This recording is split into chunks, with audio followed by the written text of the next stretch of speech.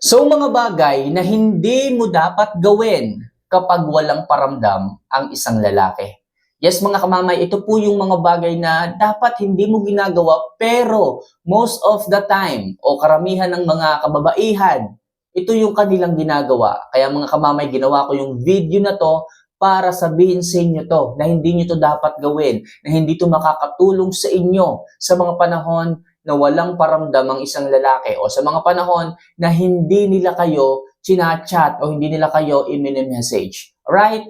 So mga kamamay, if ever nagugustuhan nyo po yung mga videos na ginagawa ko, yung mga love advice na ginagawa ko, huwag nyo naman po sana kalimutan na mag-subscribe, mag-like, at mag-comment na rin sa ibaba. Okay? Mga kamamay, dito sa lugar ko, medyo umuulan, parang may bagyo, hindi ko alam. Bigla na lang umulan, kaya minabuti ko na dito muna tayo sa isang maliit na kwarto, even if parang may echo yata, hindi magandang audio, pero mas maganda rito kasi masyadong maingay sa labas. Okay? So, proceed to our topic. So, ano nga ba yung mga bagay na hindi mo dapat gawin sa mga panahon na tinitiis ka o hindi nagpaparamdam sa'yo ang isang lalaki? So, number 1. Huwag kang panay hintay sa kanyang mga message sa iyo. Ganito mga kamamay Kapag hindi nagpaparamdam ang isang lalaki, talagang iniintay ninyo Halos minuto iniintay ninyo. Umaasa ka na, sabi kasi ni babe, magchat-chat siya.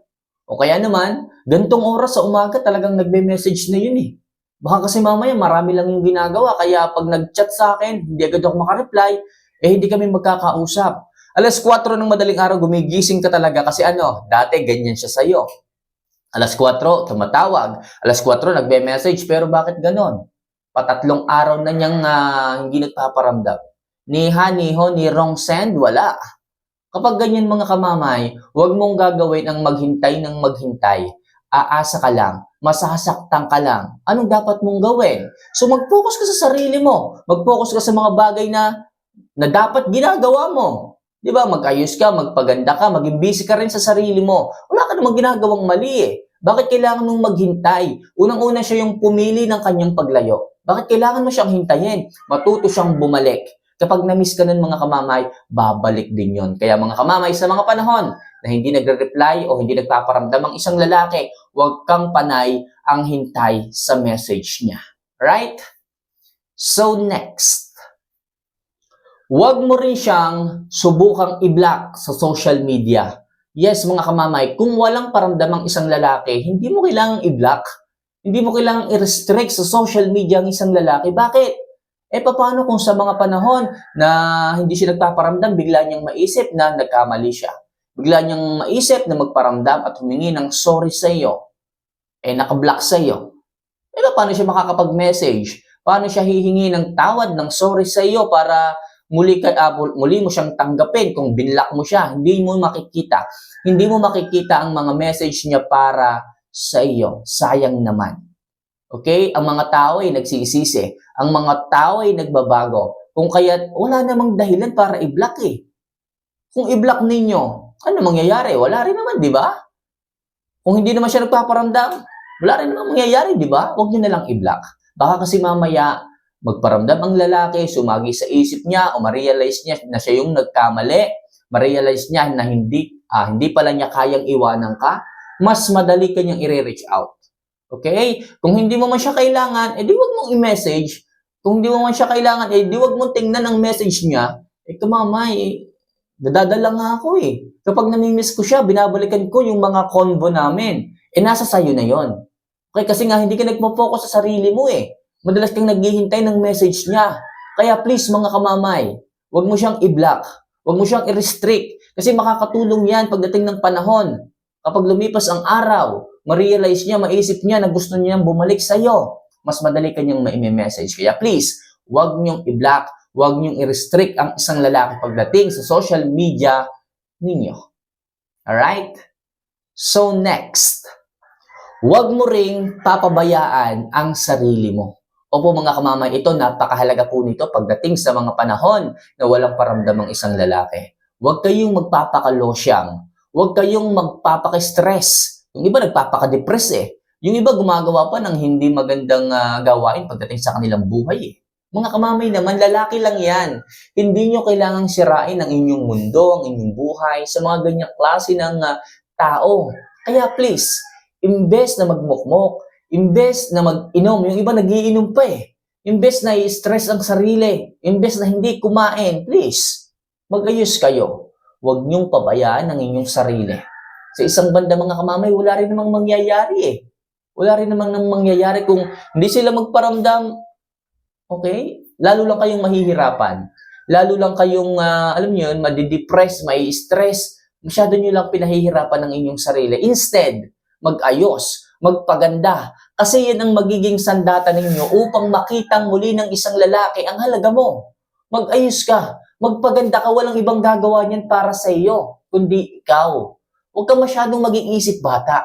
Maging matured na kayo sa mga bagay-bagay. Kung hindi nagpaparamdam, fine. Hindi kita kailangang hintayin. Hindi po pwedeng tumigil ang mundo ko para sa iyo. Magpapaganda ako. Hindi lang ikaw ang lalaki sa mundo. As long as wala kang ginagawang kasalanan, wala kang ginagawang mali sa lalaki, no need para i-stress ang sarili. No need para magpakalosyang. No need para saktan ng sarili, magpuyat, mag-inom, o kung ano pa mga hindi magandang bagay na gawin pagdating sa sarili mo para sa kanya. Ano siya, gold?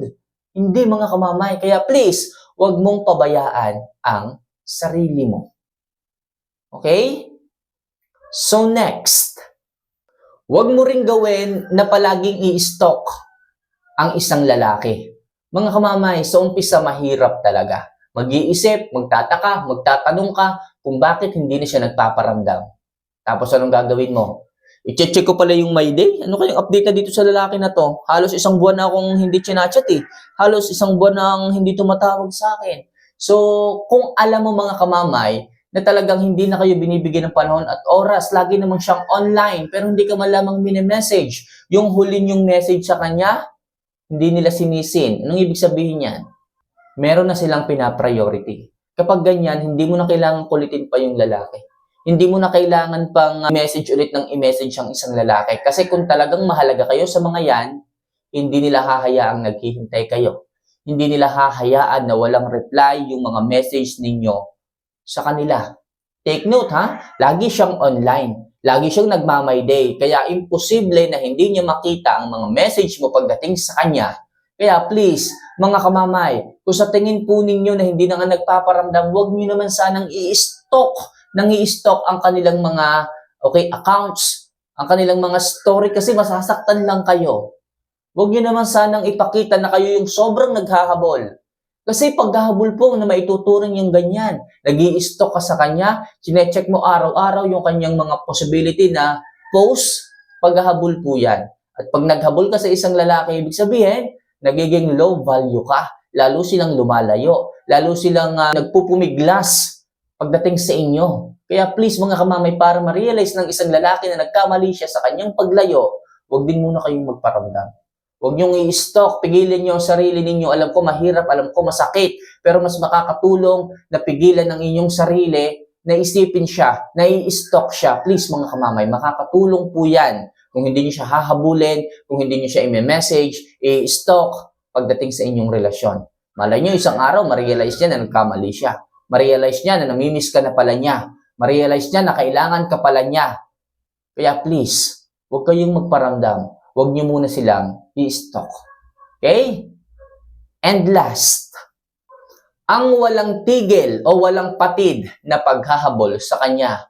Huwag niyo po itong gagawin mga kamamay kasi yung iba dyan, okay? Habol na ng habol. Tawag na ng tawag. Message na ng message. Yung iba nagmamakaawa pa eh.